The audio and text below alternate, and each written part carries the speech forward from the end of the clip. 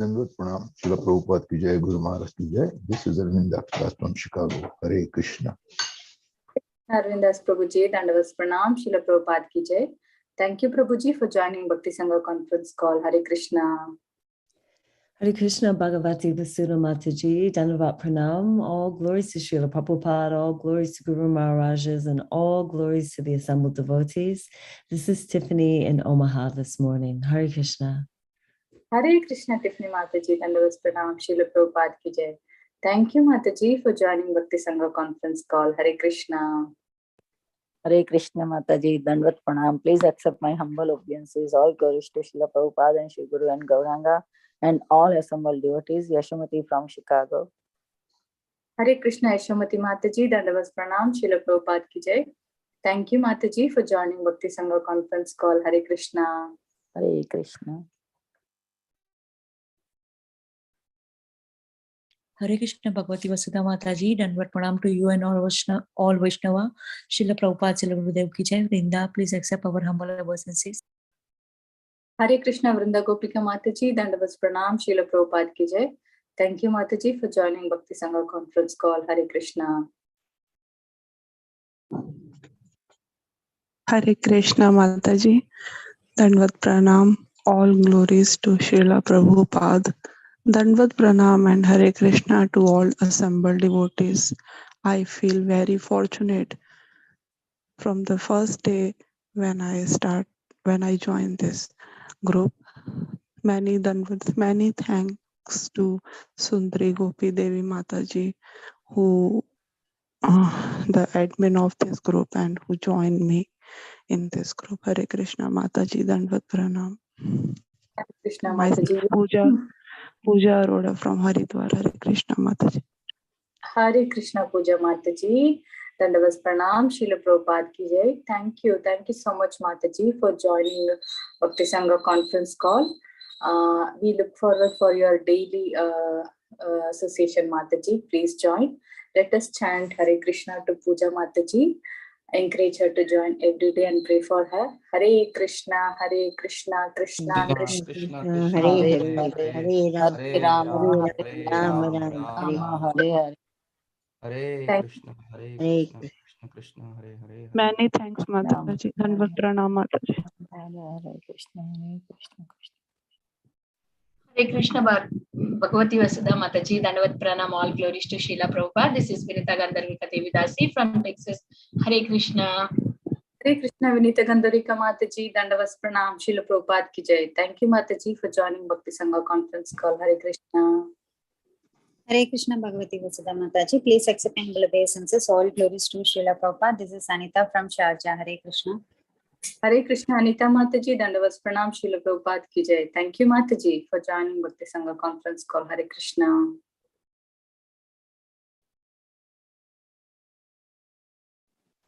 Haribol Mataji, Dandavat Pranam. My name is Pankaj Patel, Prahladanand Das from Las Vegas, and I'm happy to join this call. Thank you. Haribol.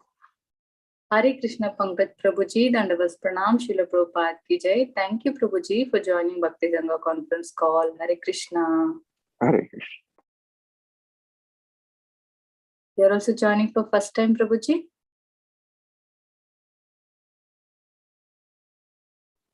Mataji, I joined from last week and I'm continuing every day. Thank you.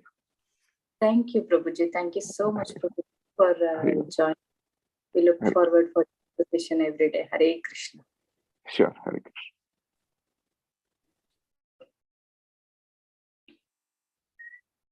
Hare Krishna. Is there anyone who would like to introduce on the call?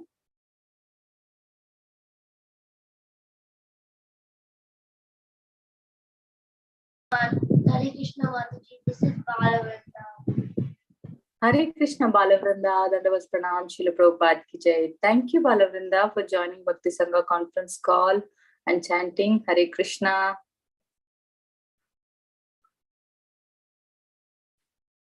Okay. Welcome all of you once again. Thank you everyone for joining today's Bhakti Sangha conference call. Today we are really fortunate to have His Grace Ramgiridhari Prabhuji to enlighten us on the topic of Srimad Bhagavatam 5.26.2-5.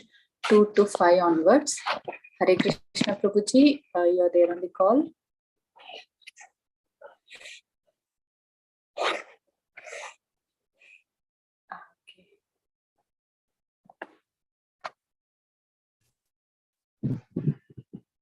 Okay.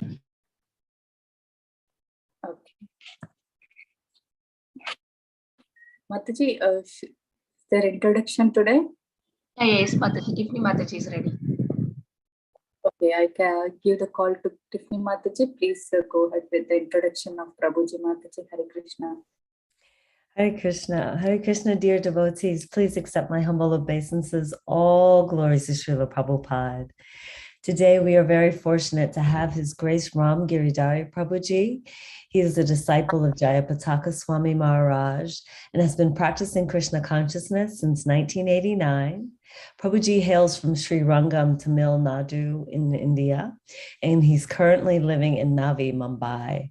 He's a trustee of Bhaktivedanta College, Radhadesh, and Alfred Ford School of Management in Belgium.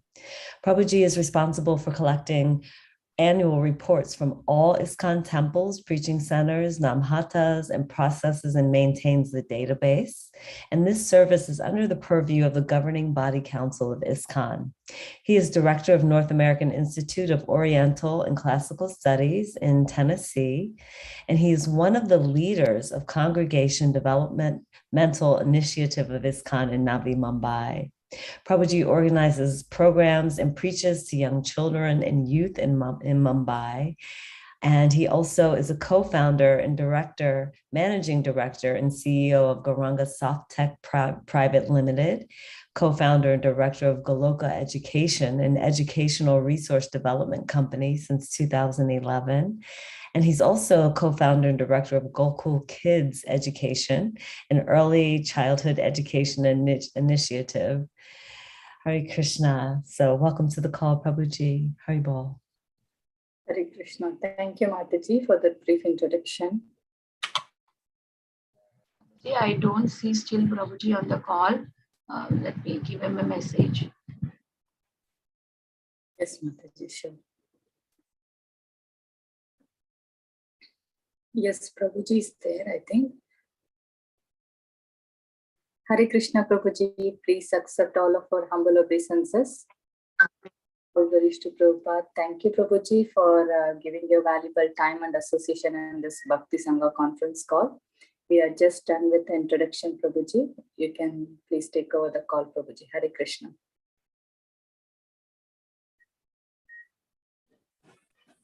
Hare Krishna.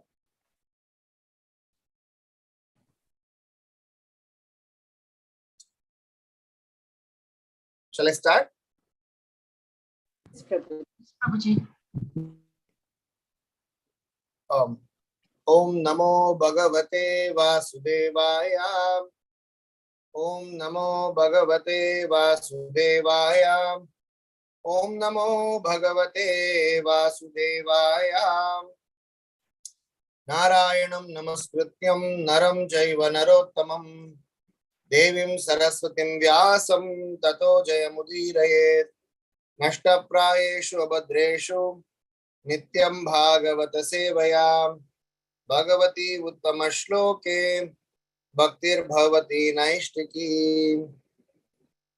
So we are reading from Srimad Bhagavatam, Canto 5, Chapter 26, text number 2 onwards.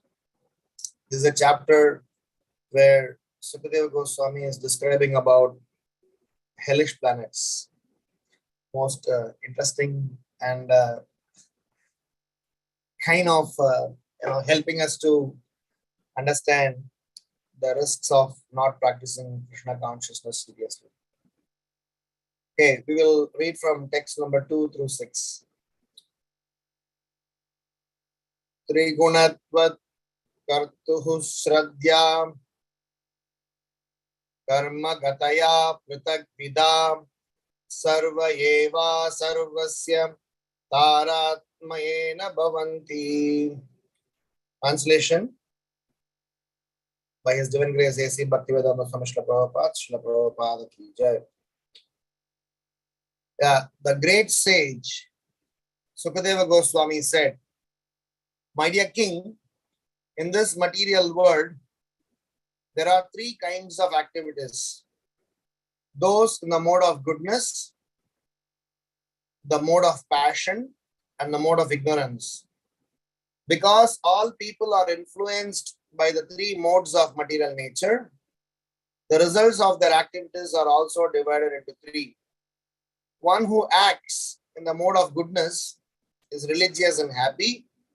One who acts in passion achieves mixed misery and happiness.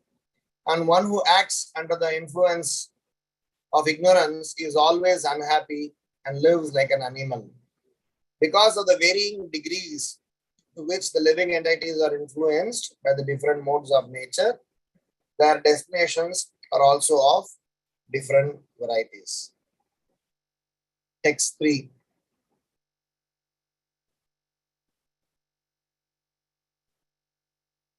Atedhanim pratishidha lakshanasya dharmasya tataiva kartuhu shraddhaya vaishadrishyat karma phalam vishadrisham bhavati yahi anadya vidyaya krita kamanam tat parinama lakshanam shritasya sahasrasya pravritastasham prachuryenaanuvarna ya ishyamaha.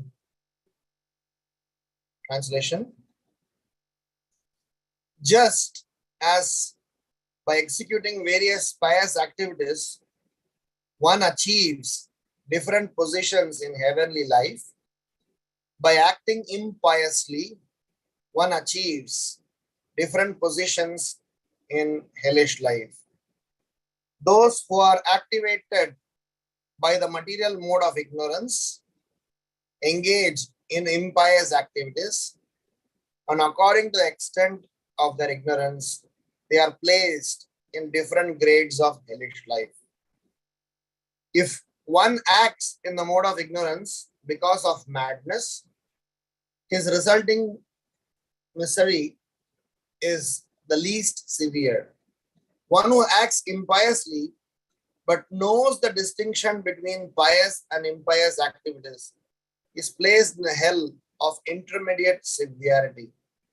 And for one who acts impiously and ignorantly because of atheism, the resultant hellish life is the worst. Because of ignorance, every living entity has been carried by various desires into thousands of different hellish planets since time immemorial. I shall try to describe them as far as possible. Text 4. Rajo Vacha Naraka Nama Bhagavan Kim Desha Vishesha Atava Bahistri Lokya Ahosvit Antarala iti. King Parikshit inquired from Sukadeva Goswami, "My dear Lord, are the hellish regions outside the universe, within the covering of the universe, or in different places on this planet?" Text 5. Rishiru Vacha Antarala eva Trijagatyas Tudishi Dakshinasya Adashtat Bhumer Upashritat Chajalat Yashayam Agnisvatadaya Pitrghana Dishi Swanam Gotranam Paramena Samadhina Satya Eva Shisha Asha Shana Nivashanti. The great sage Sukadeva Goswami answered, "All the hellish planets are situated in the intermediate space between the three worlds and the Garbhodaka ocean. They lie on the southern side of the universe, beneath Bhumandala, and slightly above the water of Garbhodaka ocean. Pitraloka is also located in this region between Garbhodaka ocean and the lower planetary systems. All the residents of Pitraloka, headed by Agnisvata, meditate in great samadhi on the Supreme Personality of Godhead and always wish their families well. Purport by His Divine Grace, A.C. Bhaktivedanta Swami Srila Prabhupada, Srila Prabhupada Ki Jai. Purport. As previously explained, below our planetary system are 7 lower planetary systems, the lowest of which is called Patala Loka. Beneath Patala Loka are other planets known as Naraka Loka or the hellish planets. At the bottom of the universe lies the Garbhodaka ocean. Therefore, the hellish planets lie between Patala Loka and the Garbhodaka ocean. So we'll discuss till this particular shloka today. Om Ajnana Timirandasya Jnananjana Shalakaya Chakshurun Militam Mena Tasmai Shri Gurave Namaha. Nama Om Vishnu Padaya Krishna Preshtaya Bhutale Srimate Bhakti Vedanta Swamin Iti Namine Namaste Saraswati Deve Gauravani Pracharine Nirvisesha Sunyavadi Paschatya Deshatarine Jai Sri Krishna Chaitanya Prabhu Nityanandam Shri Advaita Gadadhar Srivasadi Gaura Bhakta Vrindam Hare Krishna Krishna Krishna Hare Hare Hare Rama Rama Rama Hare Hare. Hare Krishna. So it's a pleasure to be in the assembly of Vaishnavas to discuss Srimad Bhagavatam, and we are starting a very intriguing chapter. This is intriguing because of the content, which actually helps us to buckle up and revisit our lifestyle priorities, activities, at least while reading them.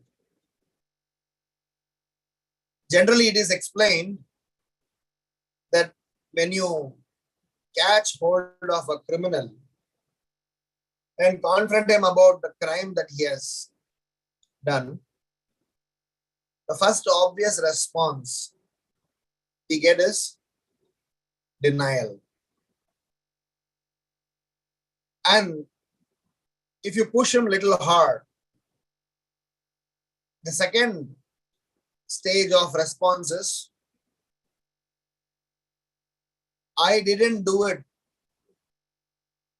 purposefully. If you press him further hard, the third response would be that this is not my regular job. It has happened accidentally. And the moment you press him further, then probably he come to his senses and say that, yes, I did it. Typically in every interrogation, that is why policemen or authorities generally don't have a very pleasant conversations, because by our inherent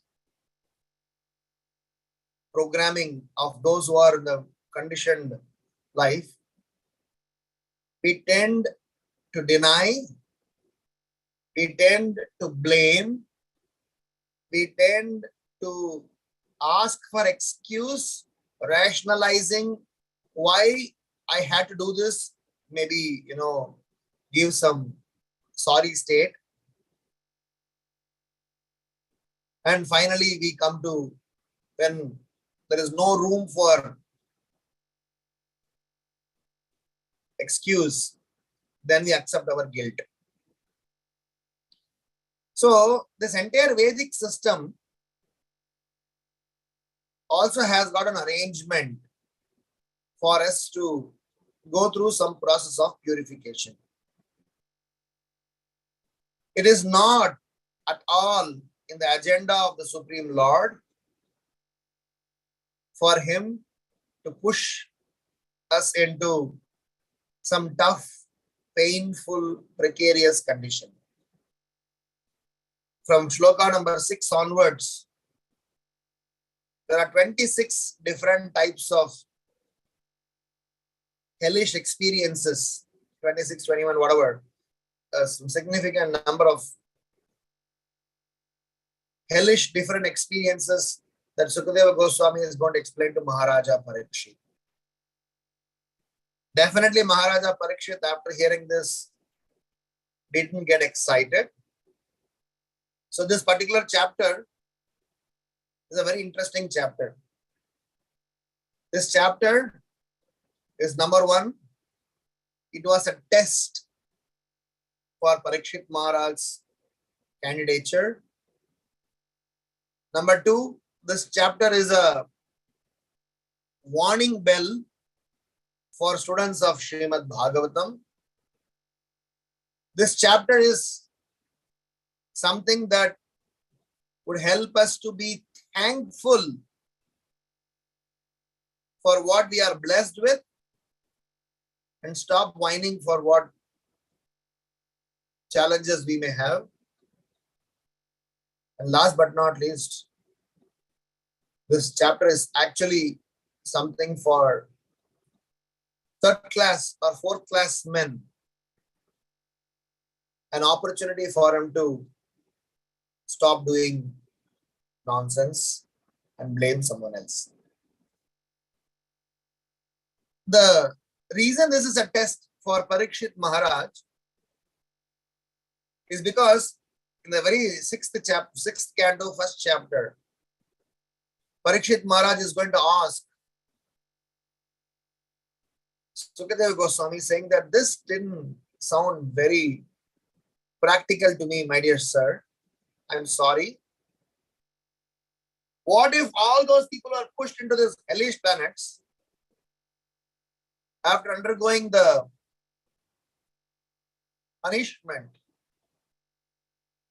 What is the guarantee that they will not commit the same nonsense again? Sukadeva Goswami said, yeah, there's no guarantee they may commit again.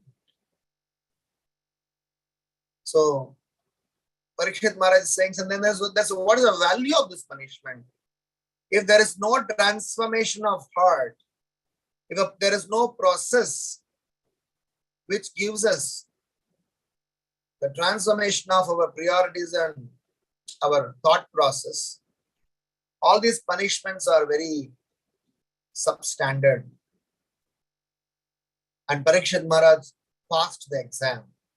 Because Sukadeva Goswami Pad want to explain a higher dimensional science, stating how this process of Krishna consciousness not only purify a person's sense gratificatory propensity, not only purifies his sense gratificatory action, not only purify sense gratificatory intentions, it will uproot Shatru Chedaika Mantram, Sakalam Upanishad Vakya Sampujya Mantram. Chedna, Ukhadna means completely uprooting. There is not even a trace of these nonsenses or this unnecessary virus, unnecessary propensities left over is there. That is the power of this process and the holy name that we are associated with. So Sukadeva Goswami wanted to understand if Parikshit Maharaj is resonating, his understanding is, thinking along that lines, and he wanted to test about the mood of a Vaishnava. Because the mood of a Vaishnava is never to punish and penalize. Whilst he is upset with the sin, he is compassionate towards the sinner. So we will turn this, context of 4 shlokas through some sets of reflections within our limited time. So this entire chapter, when you are reading, you have to understand that whichever category we belong to, whether we are being evaluated, whether we are being warned, so we should take it very religiously, stating that these are all not just some dhamki. In Hindi, dhamki means somebody just threatening you. These are all some obvious things that are going to happen. As Sukadeva Goswami explains, the severity of them vary from worst to intermediate to the least. But then this whole process is that a person will have to go through. There will be no choice left if he is not going to take advantage of several options the Lord would have otherwise given in the past. So the first reflection here is about the sublime process of Krishna consciousness vis-a-vis the modes of material nature. Because Sukadeva Goswami Pad is explaining our actions associated with modes of material nature. So where do we sadhakas, where do we practitioners will fit? Because Krishna consciousness is not in the frame of mode of goodness. Krishna consciousness is beyond mode of goodness. But we, individual souls, the practitioners, are not beyond 3 modes. So we are executing a process which is transcendental, but by our consciousness, we are not transcendental. So how does this is going to, work? A transcendental process with a dirty or semi-clean, mindset or a life. So how they are going to go well, and will we be part of this resultant reactions? Because Sukadeva Goswami Pad is explaining that who will go to heavenly planets, who will go to hellish planets based on simply by one's mode of functioning. Krishna explained in Bhagavad Gita very clearly that these 3 gunas are very important. These 3 gunas contribute in our functioning in this material world, and one has to work through to go past these 3 gunas and can easily get situated. So as a first reflection, I would like to explain with an example which Srila Prabhupada always gives about an embassy, an American embassy in an Indian land. For example, if somebody gets employed, if somebody gets recruited in the American embassy, because let me take Indian context, Indian land, American embassy there. All the rules and regulations within the American embassy are based on the laws defined by the authorities who are appointed by Americans under the framework of Constitution of India. So basically, when Krishna consciousness presented into this material context, the spiritual world is brought down to this material plane.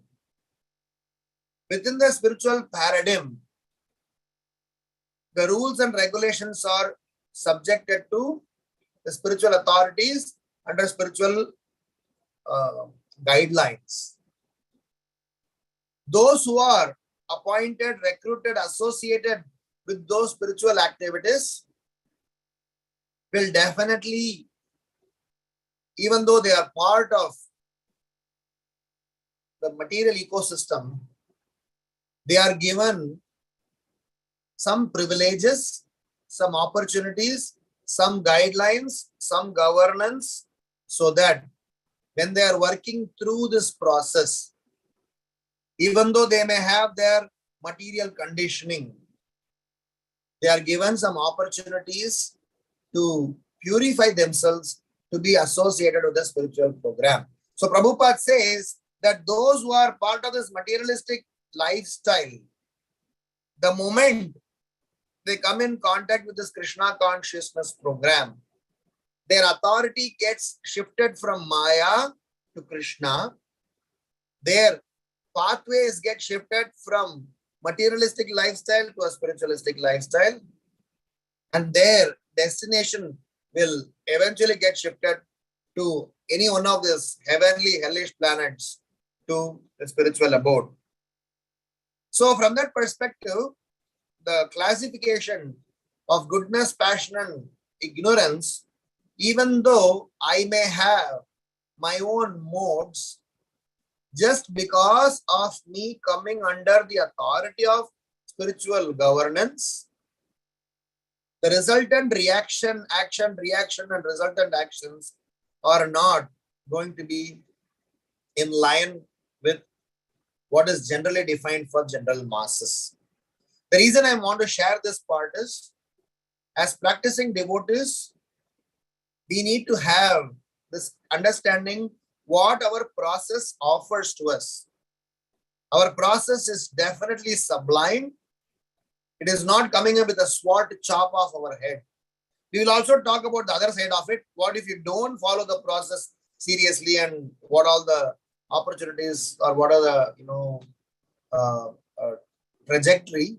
But on the first note, as a first reflection, I wanted to register here that Chaitanya Mahaprabhu has given us this process. I was talking last week in the Chaitanya Charitamrita class. Prabhupada says, Papi tapi jata jilo hari name udharilo tara sakshi jagai madhai. Srila Prabhupada says that the students for this Krishna consciousness movement are papi tapi jata jilo.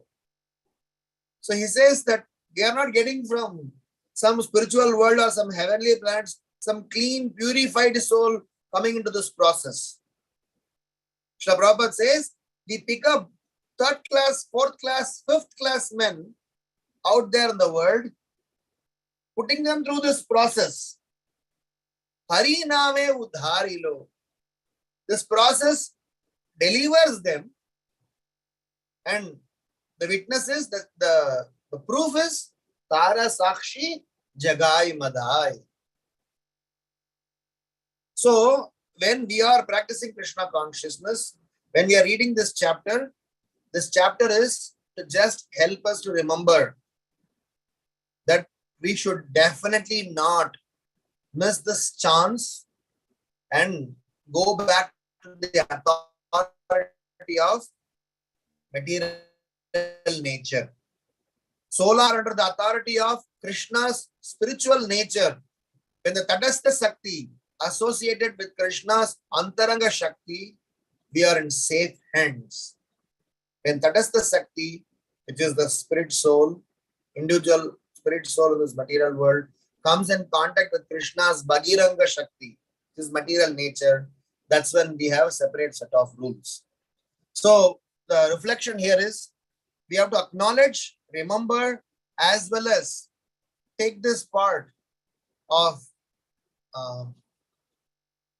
being Krishna consciousness is definitely a privilege, even though we have our conditioning, even though still modes ride on us, or we ride on modes, because our authorities are different.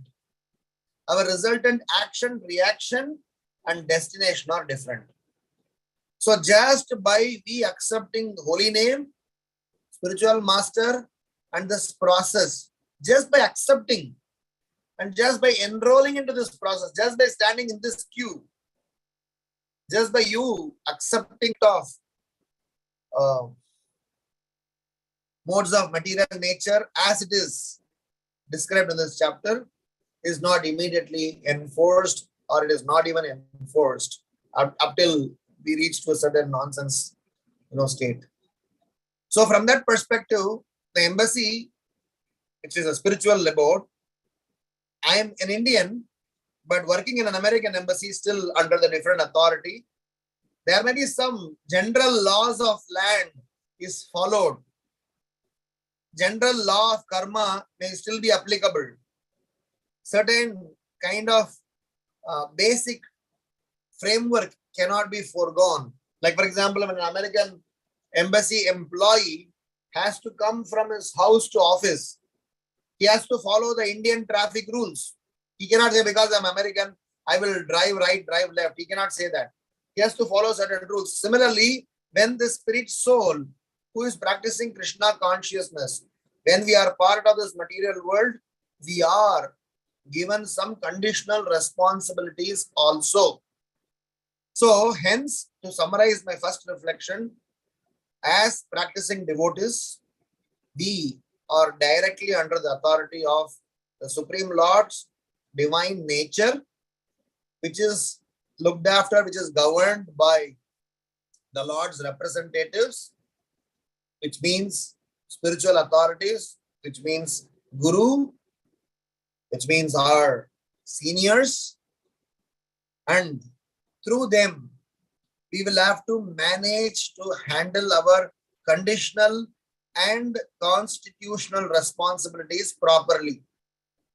If our conditional and constitutional responsibilities are not done properly, we are definitely given some quote-unquote punishments. We are definitely given some opportunities to correct ourselves. We are definitely given some instructions to fix the problem. But for sure, we are not pushed into hellish lives until and otherwise. We try to do things as Sukadeva Goswami just explained in shloka number 4. So we need to thank the Supreme Lord as well as our spiritual authorities to have accepted us. And we should also remind ourselves that just outside of this fence of Krishna consciousness, everything is scary, as you will be reading. It is just not scary for namesake. It is really scary. And there are spiritual abode, which are, you already discussed the Vedic cosmology, as well as last chapter you must have discussed about Ananta Sesha. And incidentally, 3 days before, I was in a Divya Desham down south. There's a place called Koviladi, which is very close to Srirangam Dham. Of course, I had a good fortune to be in Srirangam Dham yesterday, day before today. Last 3 days I was there and had definitely wonderful darshana of Lord Ranganatha Swami. So I also been to a place called Koviladi, where there's a Lord who is also in the Sesha Sai posture, the Lord lying on his Ananta Sesh. So there in the temple, they had a very beautiful picture of how the whole spiritual world, I guess there's a very famous paintings within ISKCON which describes about the whole planetary system. I just thought I will show that photo just for your reference. I'm not sure if you all can see. So this is the picture. It's all written in Tamil, but this is what we have been discussing here. What you see in the blue here, blue line, this is called Garbha Utaka, and this is Adi Kurma, and over there we have Adi Sesha. So there are wonderful descriptions that are given. Of course, it's only in Tamil. This is this was drawn in the temple. I just took the picture of them, where all the 7 lower planetary systems and as well as the higher planetary systems, all the way till Brahma Jyoti. So this, apart from ISKCON, somewhere else, if I have seen, this is a picture that I have seen, where it is explained that all the 7 lower planetary systems, Atala, Vitala, Itala, Rasatala, Mahatala, Sutala, Patala. This is Patala. Patala is the last one in the 7. And they have given references and so many, finer details. So what I want to say is that in the entire scheme of things for, the entire universe, the Lord has created different compartments to handle different classifications of people. And Prabhupada time and again have said that anyone who have tasted, anyone who has come in contact with, anyone who has chanted the holy name of the Lord doesn't belong to this place, at least as a victim, that at least not as a culprit. You may be sent there to preach, you may be sent there to deliver some souls, but generally on a general course of action, if somebody has practiced their constitutional responsibilities correctly, then they need not go in there. So from that perspective, my first reflection I want to say that is, in Krishna consciousness, we are very safe and secure. Whilst we may need to purify through the process, we are better off. Now come to the second reflection about the general modes of material nature. So the modes of material nature are like a thread intertwined. So at no point in time we can identify a person to be in absolute mode of goodness, absolute mode of passion, probably absolute mode of ignorance is a still possibility, especially in the current state. But these modes are intertwined, and these modes are actually influencing various things: time of the day, food, color, consciousness, association, and so many other things. So Sukadeva Goswami is saying a person who is intelligent enough will try to at least choose the most conducive or less damaging. Whilst we may need to go past the mode of goodness, a person who is intelligent enough at least try to work in such a capacity that the damaging modes, which is passion and ignorance, doesn't come our way, doesn't influence a person's functioning. So the entire Bhagavad Gita, when Krishna was instructing to Arjuna, so Krishna wanted Arjuna to think wisely and not take decisions which are in the wrong direction. So my second reflection is about the difference between sins, offenses.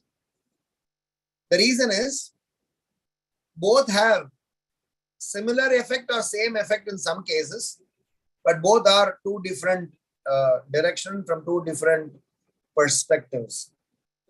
A person, Prabhupada writes, even Srimad Bhagavatam explains, Prahlad Maharaj in his prayer explains, in several places these references are given. In 7th canto it is given, in other places it is given, that one needs to stop committing sinful activities, at least for him to gain momentum in his Krishna consciousness journey. So let us first define sins and offenses. There may be many definitions, but I'm just sharing my own reflections and understanding on this. I'll definitely be happy to hear any other thoughts and comments on that. Sins are those actions which are against the code of dharma. Because we have something which is dharmic. Dharma, artha, kama, moksha. So religiosity, not religion as defined in the modern era. Which caste, which religion we belong, not that one.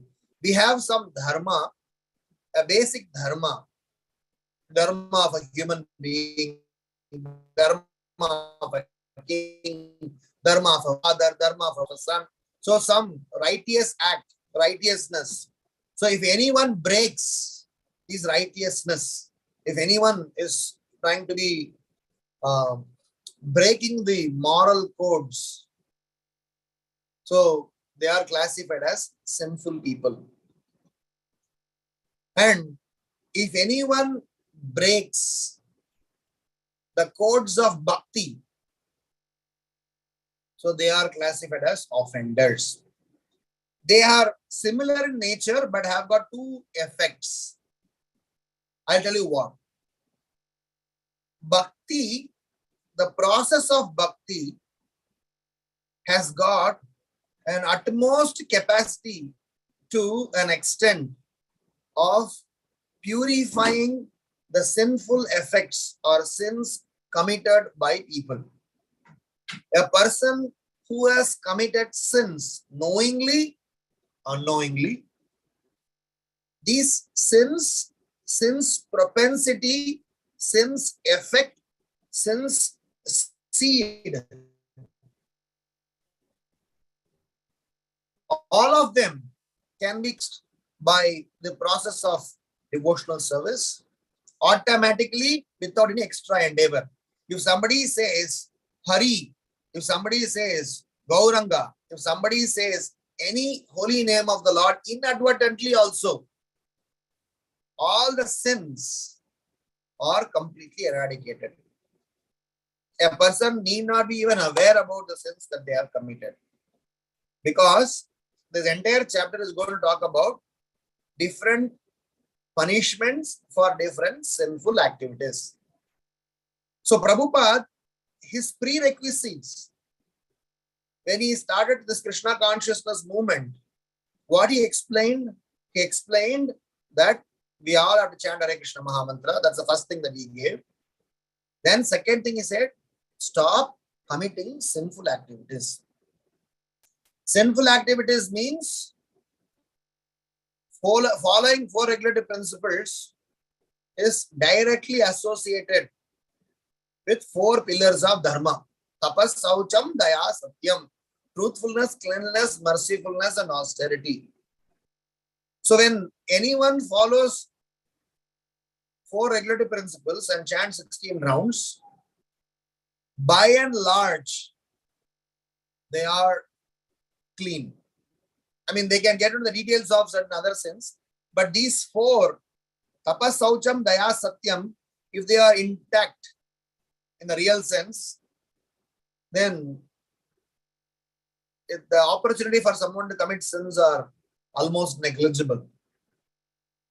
So from that perspective, Srila Prabhupada wanted us to understand this Krishna consciousness process may have shortcomings, may take several stages of purification, may need several iterations to get purified to come to the stages of prema. But at least we need to have a very clear-cut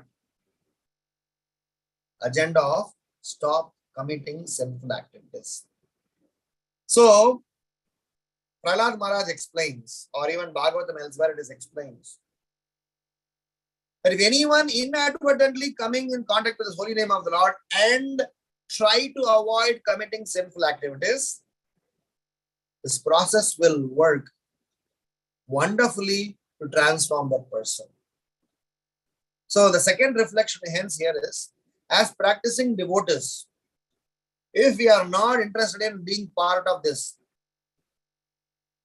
we need to ensure, even though you are under the authority of the spiritual nature, if you commit sinful activities, it is going back to the example of I be employed by American Embassy, an employee. I may have a complete different authority in my workspace, but if I commit sinful acts, I will be punished, and the punishments are proportionate to the intent that I have. If I did the sin inadvertently, unknowingly, if the action is done because of some of my weakness or little carelessness, and third is intentional. That's what Sukadeva Goswami is speaking about. So hence, as a practicing devotee, we have to do three things.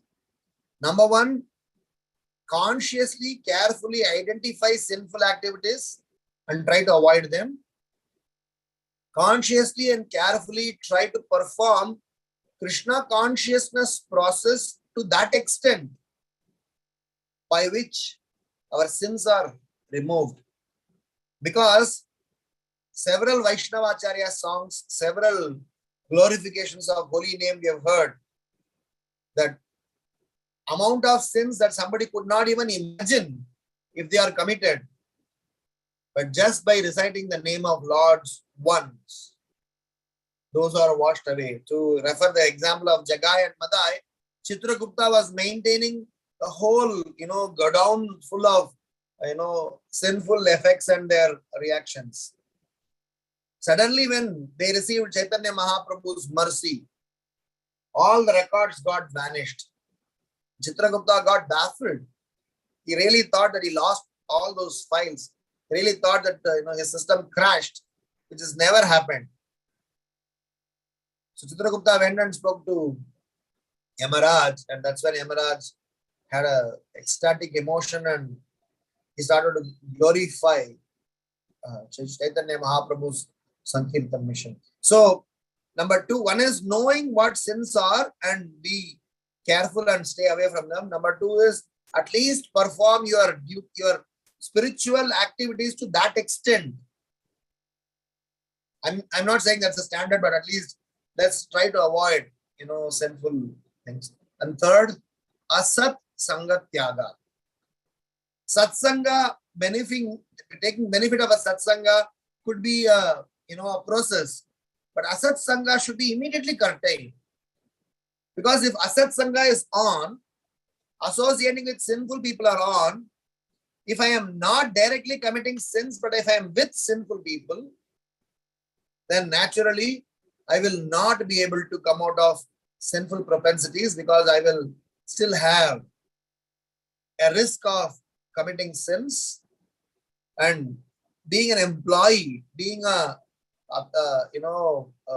person under the authority of the spiritual nature, committing sinful activities, the resultant reactions are detrimental. Of course, offense is a separate subject matter. All the offenses are grave. No process, nowhere that I have read, where offenses are automatically washed away.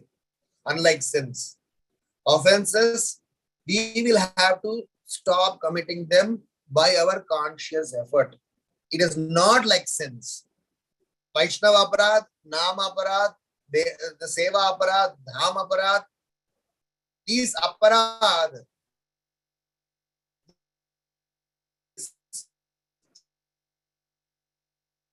this offense just by of the Lord, the offense to a Vaishnava will be purified. No, I don't think that has been clarified ever.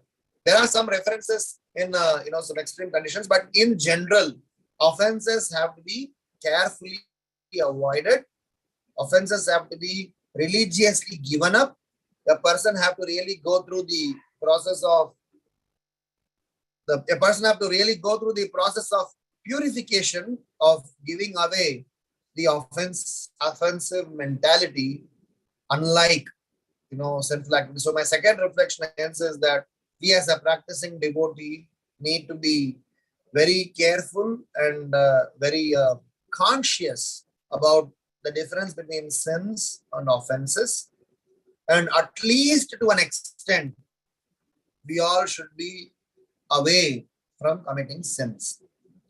When Krishna was speaking to Arjuna, the second chapter, Krishna explained to Arjuna that, my dear Arjuna, please ensure that you don't commit sinful activities, because you will be a bad example and you will have to face the consequences. By you choosing some actions which apparently you think is correct should not be the basis of your functioning. Hence, Krishna was warning. Krishna at that time did not say it is not relevant for devotion. This is your consciousness is going to be mucked up. Krishna did not even touch on those things. For a normal functioning, Krishna did not want Arjuna to commit sins. And we as practicing devotees, sometimes we overlook on them, thinking that I am a devotee and I don't need to worry about sins. That statement is true for the past committed sins, but we should definitely be worrying about sins committed on the strength of the holy name of the Lord, which actually becomes an aparadha. So the point is, sins committed is purified by this process, but sins committed on the strength of the holy name of the Lord, or thinking that I am under the authority of spiritual nature, so what will happen? So such sins are not forgiven. I can confess to myself, I can confess to you all what I have gone through in my earlier days of Krishna consciousness. I was so arrogant. I'm not sure if any better I am now, but if I can map back to my earlier days of Krishna consciousness, I used to think that we as practicing devotees are some great souls and everybody else is a bunch of idiots. I used to not respect them. I used to look them down, even to my own family members, even to my own parents. I used to think them that they are in Maya, and I have got Bhagavad Gita, I have got holy name, I have got this process, and I used to have a lot of arrogance. Eventually, I was taught by my seniors how I was wrong. But the point I'm trying to say is that we cannot commit sinful activities on the strength, that I am associated with Krishna consciousness. Come what way, who will take, who will worry about? We disrespect people, we disobey things, we don't follow certain things, we overlook certain things. So all of those things are not acceptable. So when we have to make sure that if we commit sinful activities, we have to immediately do an atonement. So the statement here is, committed sins, if you know that you have done and ask for forgiveness and atonement, you are forgiven. Sukadeva Goswami is explaining, one who has done intentionally, one who is atheistic by conscious awareness, that's when he is going to get the highest severity. So that's my second reflection. And my last reflection is pretty much about this particular chapter on different hellish planets and the descriptions of hellish planets and their associated effects. So Prabhupada is going to explain various scenarios. Sometimes we as practicing devotees, we do commit some of the offenses. Like for example, you will read a person mistreating one's own wife, one's own mother, one's own family. And there are several basic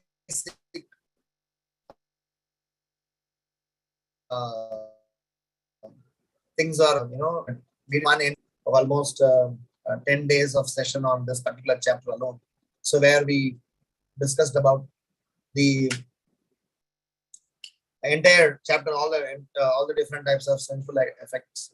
So we were discussing how, as practicing devotee, by going through this chapter, at least 4 outcomes are definitely needed.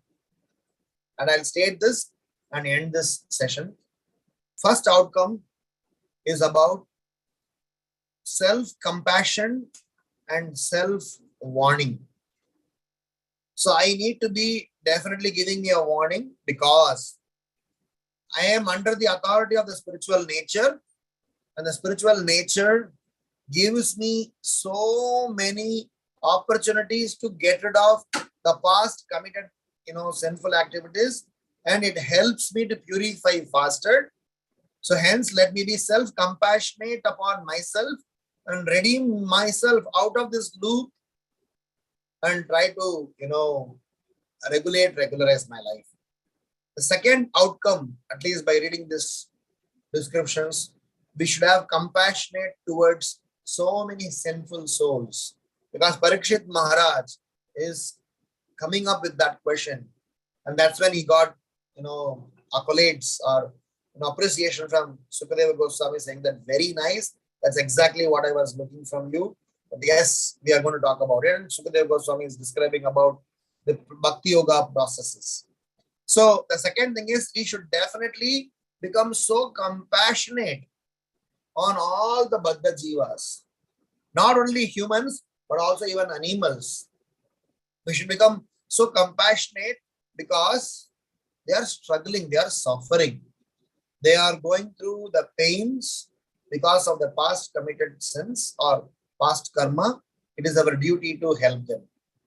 And third important thing is, in the process of Krishna consciousness, let us not blame, let us not rationalize, let us own up to our actions and go backwards and ask for forgiveness for anything that is left over. So we should not hesitate to ask for forgiveness, because even purified, forgiveness not asked will be an unfinished activity.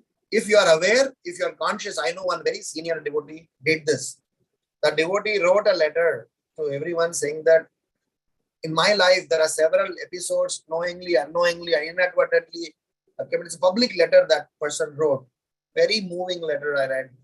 That please, sincerely, because it is a duty of practicing devotee to go backwards for paschatap, repentance.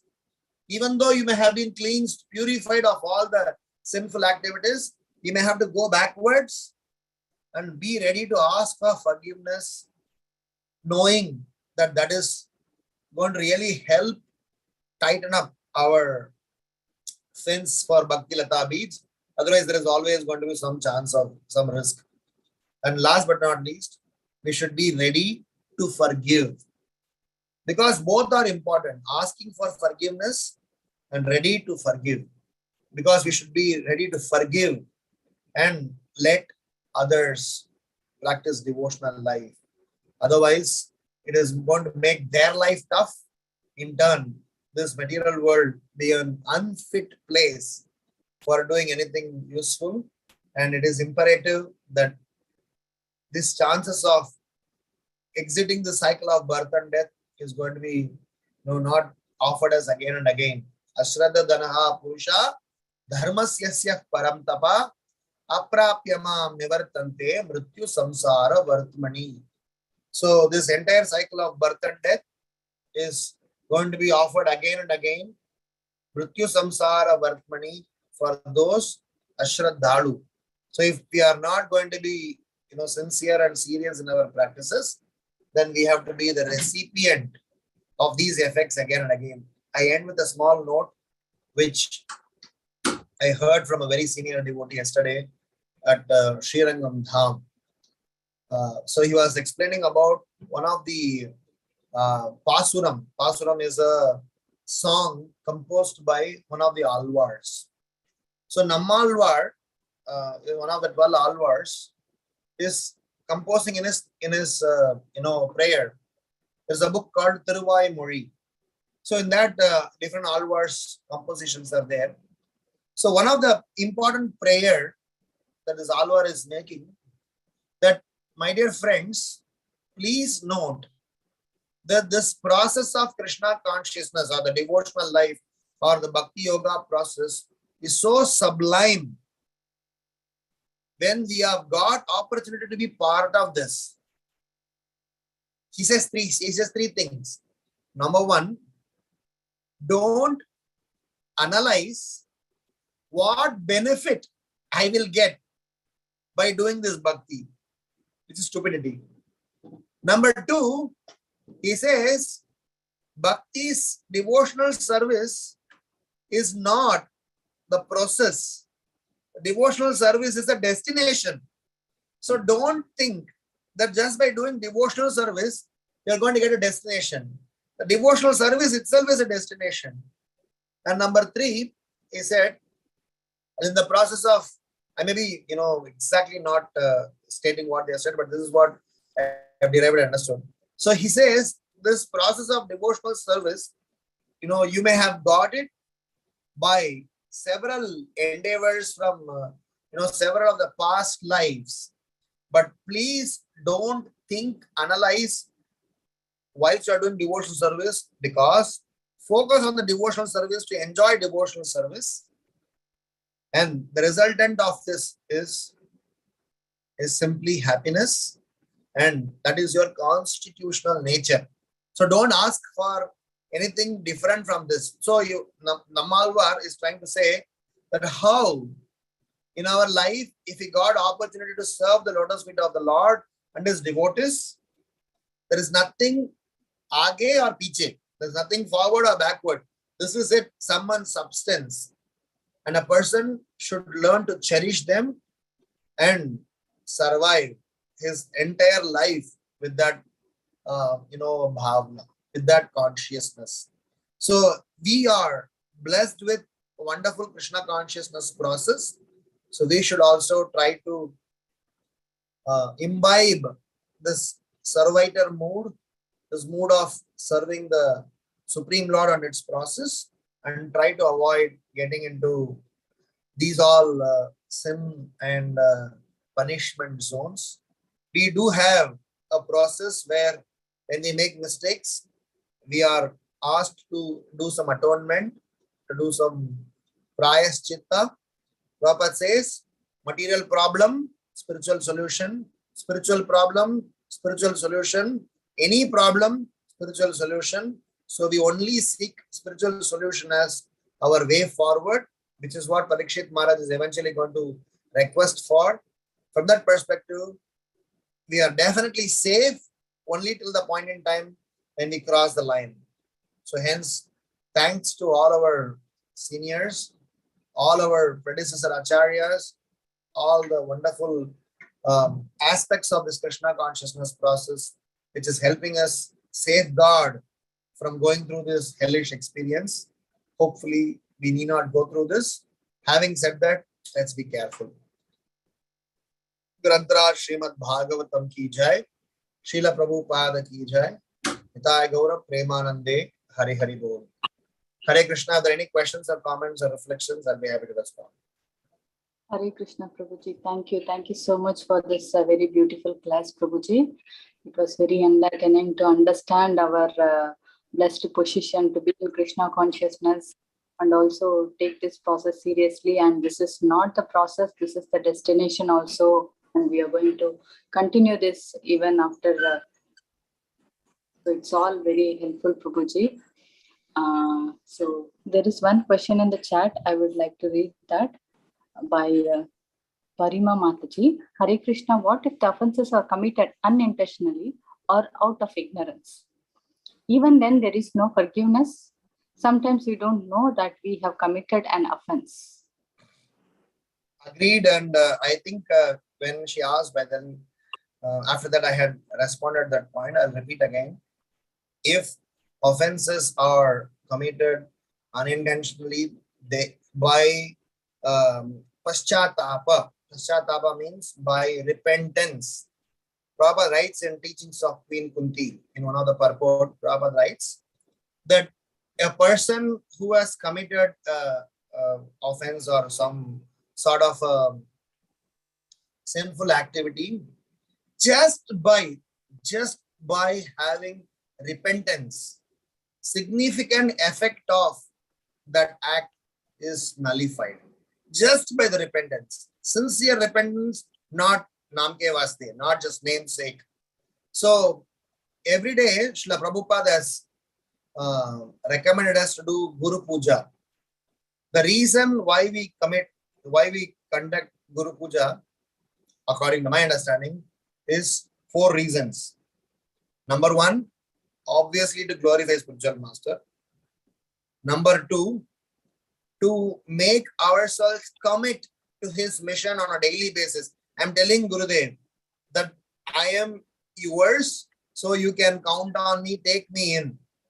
Number 3 is to say thank you for including me in your Sangha. Number 4 is to also say sorry for the offenses knowingly, unknowingly committed. Knowingly, I should not say this, but unknowingly committed. Knowingly should state it. Yesterday I did so offense, my dear Gurudev, please forgive me.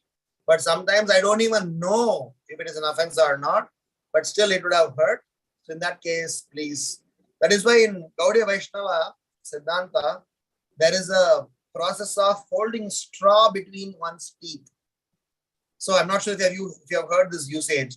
Holding straw between one's teeth means I am submitting myself so much to the lotus feet of all the Vaishnavas, saying that please accept my sincere apologies and forgiveness, and please forgive me. So this mood, there's a very interesting story of Gopala Chappal. When Gopala Chappal finally got leprosy, he went to Chaitanya Mahaprabhu, and Chaitanya Mahaprabhu said, I can't cure your leprosy. You will have to suffer this leprosy life after life after life. That time Gopala Chappal said that, my dear sir, I'm so sorry. I am ready to do anything to get rid of this leprosy. So Mahaprabhu said, only if you go and ask for forgiveness from Srivas Thakur, so you will be forgiven. So to cut the long story short, there are several things happening in between. So he went to Srivas Thakur, the same person to whom he had offended, humiliated, insulted. Even though Srivas Thakur did not take offense, the Lord took an offense and punished this guy. So finally he fell at the feet of Srivas Thakur, and Srivas Thakur forgave him. But what he did was not just forgave him and left him there. He sent Gopala Chappal to another saint by name Purushottam Das Thakur. So the reason Gopala Chappal was sent to that person, not Srivas Thakur himself treated him, was even though he has come and asked for forgiveness, even though he has realized his mistake, probably he is asking for forgiveness out of the pains of his leprosy. His natural humility, surrender and submissiveness may still not be there at the ideal position, but at least since he has asked for forgiveness, let me forgive him. Let me also give him an opportunity to go through a purification, which he did it by asking him to go and surrender to Purushottam Das Thakur. And Purushottam Das Thakur accepted Gopala Chappal, gave him initiation as Devaki Nandan Das, and told him, for the rest of your life, you're supposed to serve Vaishnavas. And the way he served Vaishnavas was so wonderful. So he composed a song. Vrindavana Vasi Jata Vaishnaveragan Pratame Vandana Kori Sabara Charan Neelachala Vasi Jata Mahaprabhurgan Bhumite Podiya Vandon Sabara Charan Navadvipa Vasi Jata Mahaprabhur Bhakta Sabara Charana Vandon Hoyanu Rakta.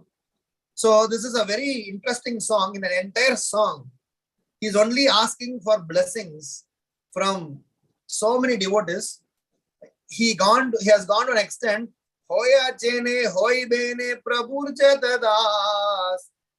Hoya chene means those who had been a devotee. Hoi bene means those who are going to be a devotee. So I am asking for forgiveness and blessings from both of them.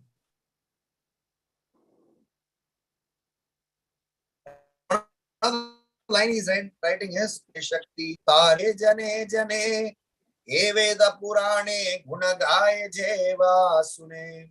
He's saying Brahmanda Tarite Shakti Tare Jane Jane. This one Vaishnava devotee has got the power to deliver the entire Brahmanda. This is not my words, it's the words of Eveda Purane Guna Jaya Jeva Sune. So the point is, the forgiveness asking should not just remain in asking forgiveness, it should culminate in transforming action. The point I'm saying is, yes, even though out of unintentionally we would have done out of ignorance, so asking for forgiveness on a daily basis for such things, and put certain things in your life by which we will be consciously trying to avoid. Like for example, in our health, there are many things that we are eating which are contributing adverse effect to the health.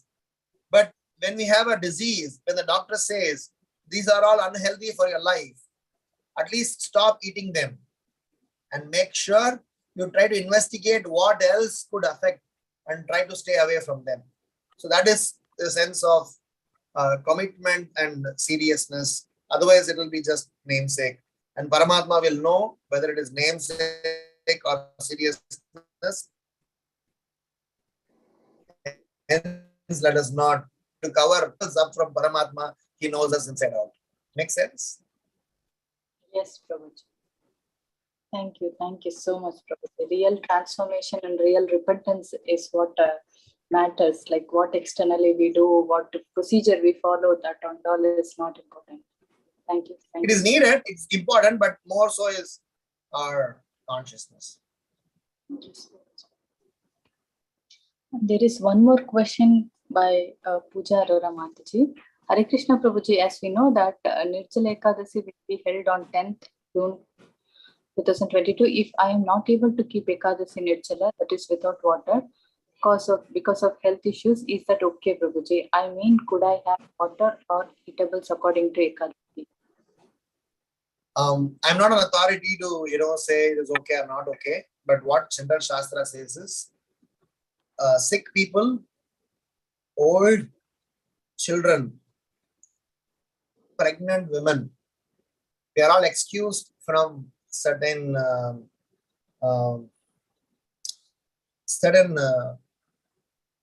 intense vratas. So if you fall into the category of any one of them, you are definitely not going to be held responsible.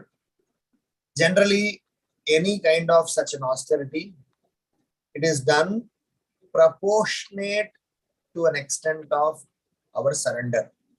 Krishna is not expecting you to perform austerity like that of Prahlad Maharaj. Prahlad Maharaj performed austerities.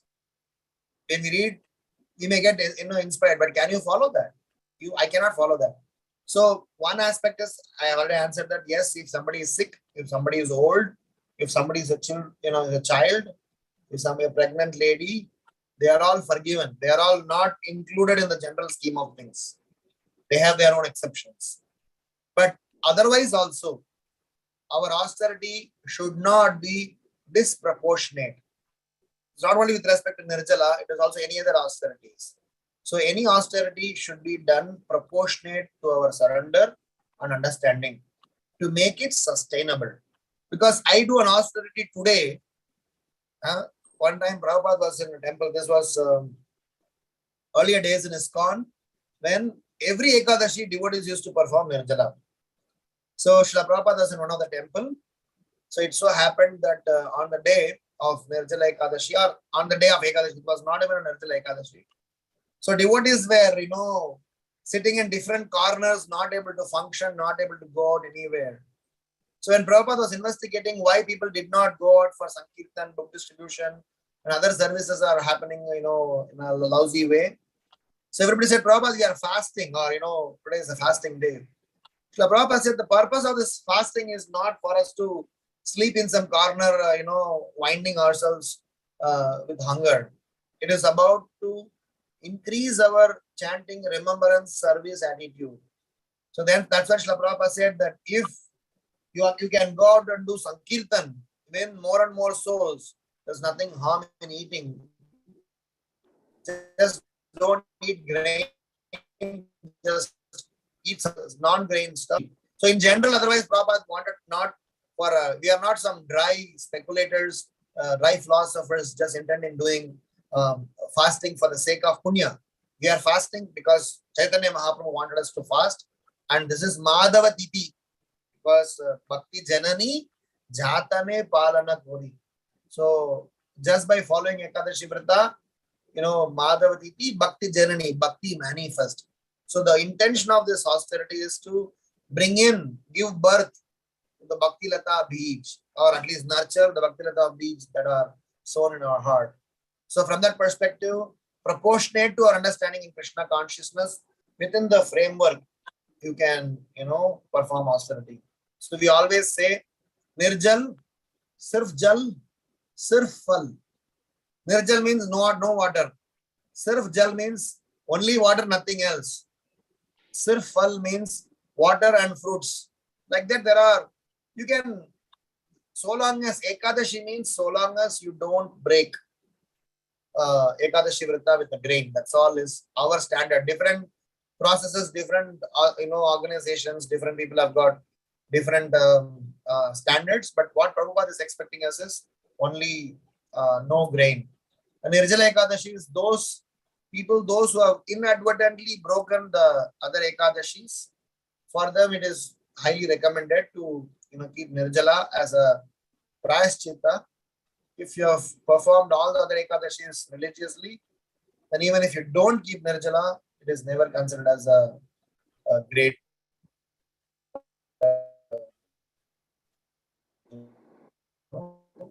mistake. Thank you so much, Prabhuji. Thank you so much for the detailed answer. Can you have time, Prabhuji? You can take one more question. I am available, Mataji. Thank you, Prabhuji. So I request Vrinda Gopika Mataji, you can ask your question. Hare Krishna Prabhuji, Koti Koti Dandvat Pranam, Srila Prabhupada, Srila Gurudev Ki Jai, Shri Radha Gopinath Ki Jai. Very, very inspiring class, Prabhuji. I write down little some point.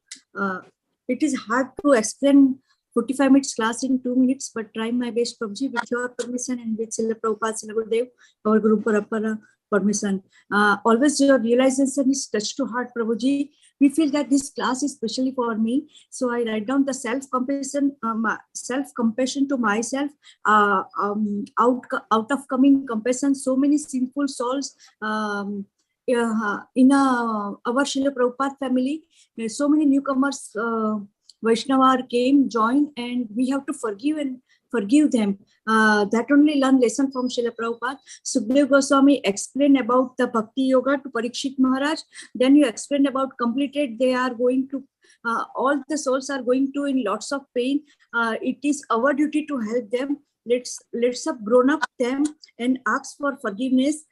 We should not hesitate to ask forgiveness from our senior Vaishnava counselor or those who are learner Vaishnava. We should not hesitate to ask for forgiveness. Devotee wrote a letter, unknowingly or knowingly, when we are all practicing devotee, and when we are doing aparad knowingly or unknowingly, we have to ask forgiveness from our bottom of the heart. And due to the really help of Bhakti Lata Beach, we should ready to forgive also those who are given us a very hard time, not returning our hard work money. Let of our practice devotional life. Then you explain about the material world and existing life of the birth and death. जो cycle में birth and death में birth, death, old age and disease में आए हैं, तो we have to that is our duty to spread Srila Prabhupada, Shri Bhagavad Gita, Shri Bhagavatam, Shri Chaitanya Charanamrut, to help the newcomer Vaishnava and engage them in Lord Krishna and Srimati Shri Radharani service. We have to be reciprocate with them and forgive them. Then you explain about Sri Srirangam Dham. Pashuram is the song of compassing prayer. Different prayers is written by him. Some of the 3 points you shared with us. Don't analyze what the first one is, my dear friend. Bhakti Yoga process are live. First and realization is don't analyze what benefit I get by doing bhakti. Second, bhakti devotional service is destination, our last destination, and we have to serve as Das Dasano Das Bhav.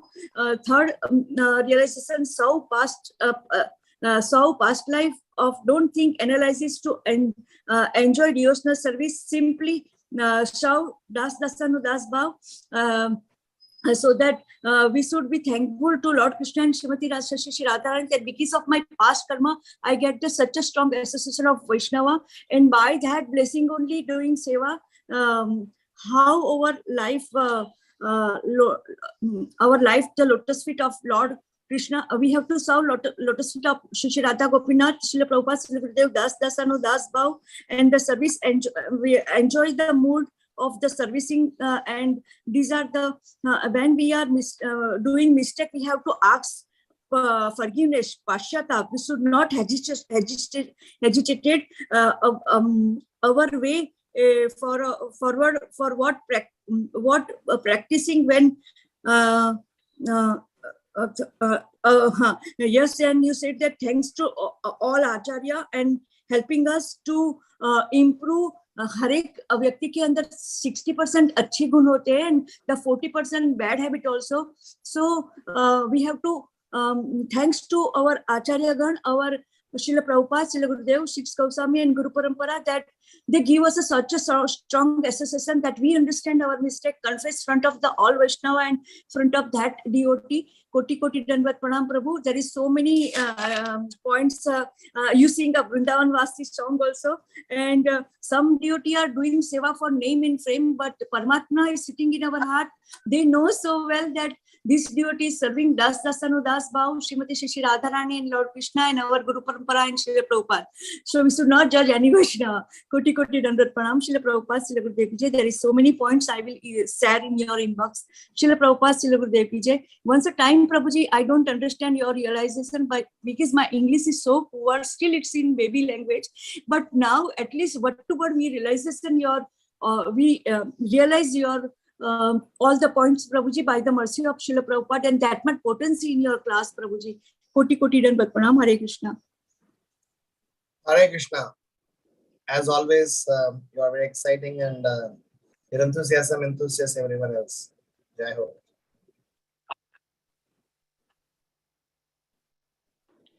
Hare Krishna. Thank you, Mataji. I request Anita Mataji to ask a question. Hare Krishna, Prabhuji. Dandavat Pranams. Thank you so much, Prabhuji, for such an enlightening class with all so much very good realization points. And thank you, Vrinda Mataji, for such a wonderful recap also. Prabhuji, my question is like, initially you were saying about the temple in Srirangam, right? Near to Srirangam. So can you give the name again, once again? Nammalvar. Of the temple. No, temple name. Oh, the other temple is called, there's a place called Koviladi, and in Trichy, in Tiruchirappalli, there are close by, there are a few Divyadeshams of Sri Vaishnavas are there. So one is Ranganatha Swami temple in Srirangam. So that's the main deity. It's it's a first Divyadesham of all the Sri Vaishnavas, 108. And the one that I went to is called Ahobilam, not Ahobilam, sorry. What I'm saying, Koviladi is Appala Ranganatha Swami. It's called Koviladi, where the Lord is lying down as, there are only few places where the Lord is in the Ananta Sesha form. So one of them is in the place called Koviladi, where Appa Kudattan, where the Lord, they offer every day a special sweet dish called Appam. That's in Tamil. So I had the privilege to have the prasadam also. Every day evening, you go there, they serve. So there are some pastimes associated with that. Some of the acharyas have done, Mangala Sasanam. They have glorified in that particular place. So it is very close, but it's like hardly 20 kilometers from Trichy. If you go to Trichy, you can see that place. Thank you so much, Prabhuji. So that is Koviladi, right? So, okay. Yes. So Koviladi is between Trichy. Thank you for mentioning that, yeah. If you know Kalanai, that road is there. Very nice place. Okay. We have gone to Srirangam, but I don't know this place which you are saying. So beautiful next time when temple, I go, beautiful temple. I will just go and visit. Yes, Yeah, yes. very nice Goloka chart which you presented. Which is that chart is from this temple only, Koviladi temple. Yeah. I just took a picture from the temple. Yeah. Okay.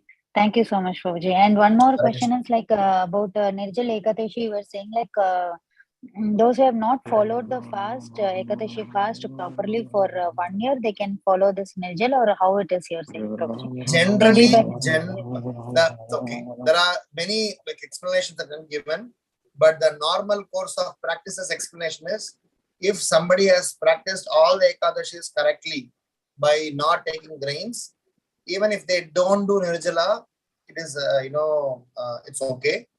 Because this Nirjala, Pandava Nirjala Ekadashi is meant for those people who couldn't keep up all the Ekadashis. In fact, the story is where Bhima went to Krishna and asked for a excuse that I am a foodie, so I cannot keep fasting on all the years. So give me an alternative.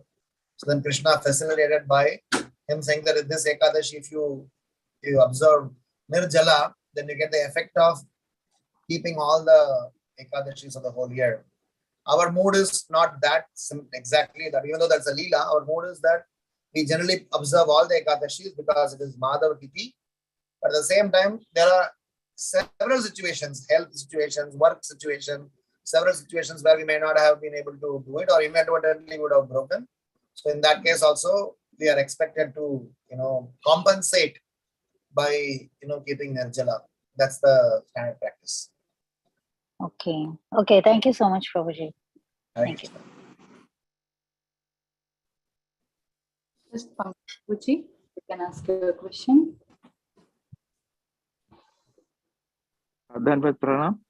My name is Pankaj Patel. I mean, initiated name is Praladhanand Das. I'm from Las Vegas. My question is regarding the insect, using pesticides in our, houses, preventing all this. Many times, even this morning, I had to, dispose one cockroach in our house. Every time this happens, I feel so much kind of, out of element that, I have to do such kind of things. So what kind of practical thing would you suggest? We employ people to get, insecticide all over around our house, and you have to use insecticides killing them, especially, scorpions. This is a part where I live is a kind of desert, and the desert, there are so many such kind of, insects and all this. So killing them is against Vaishnava principle, but then, we have to do it practically somehow. So what would you suggest?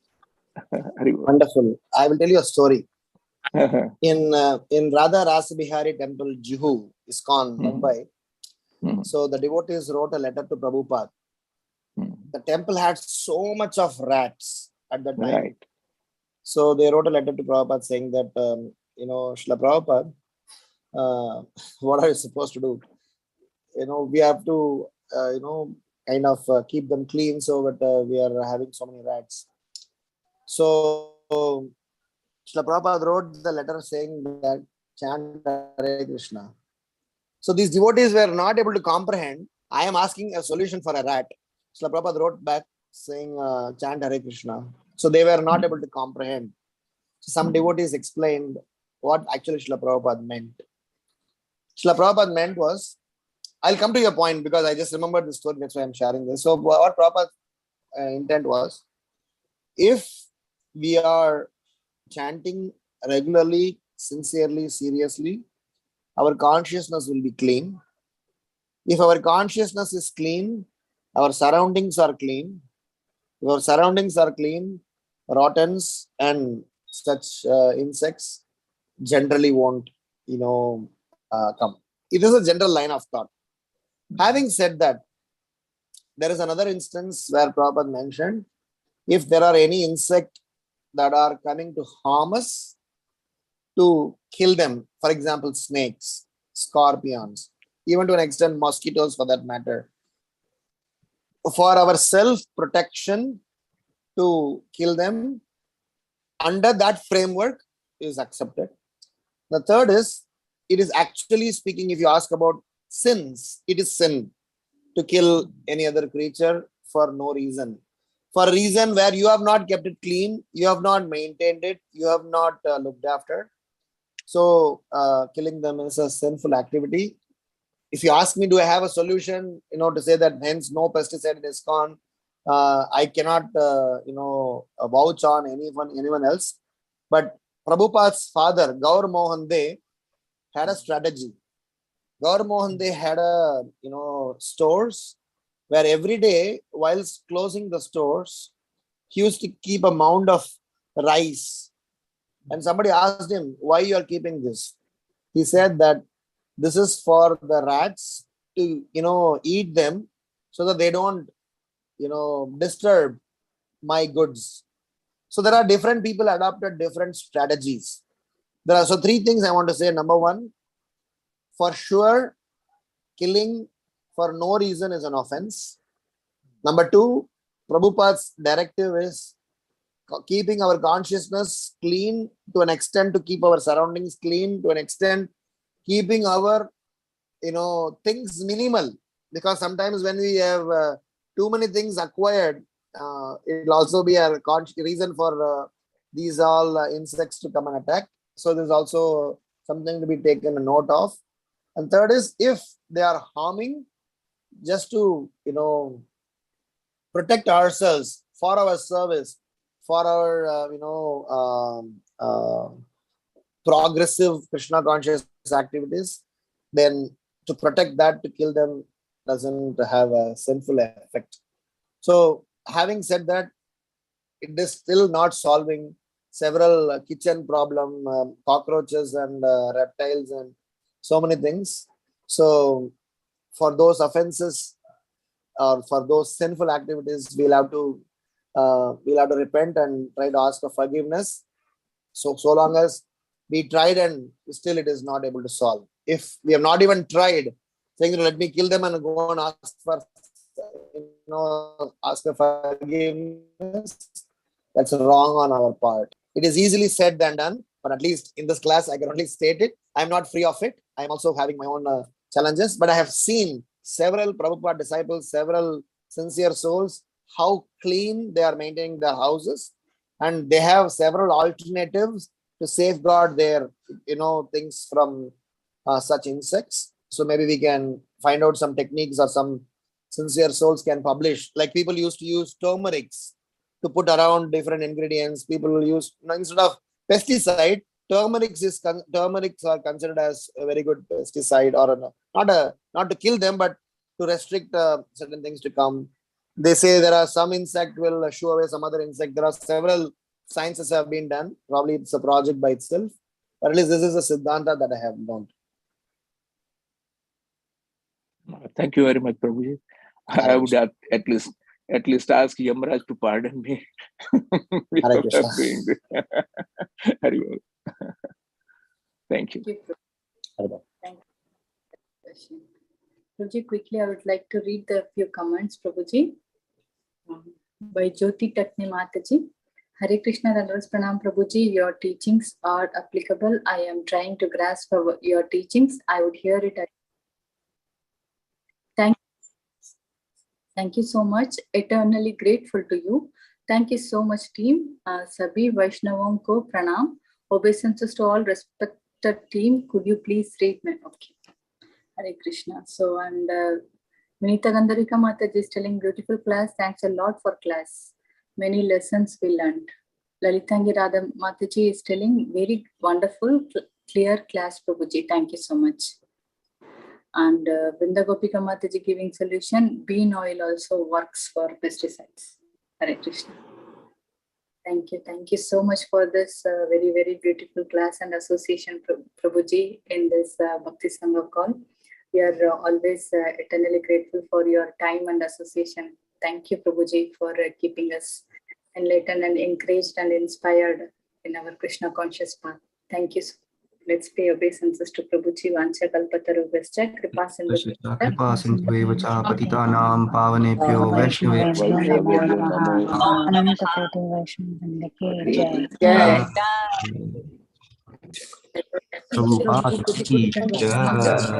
His grace Ramgiridhari Prabhu ki jai. Hare Krishna. Thank you, Prabhuji. Hare Krishna. Prabhu, beautiful Hare Krishna, class. Pranam. Thank you so much for wonderful class, Prabhuji. Bhagavati Mataji, Hare Krishna. Hare Krishna. Hare. Thank you everyone for joining today's class. We'll meet again tomorrow, Srimad Bhagavatam class. Hare Krishna. Closing the call for today. Hare Bol.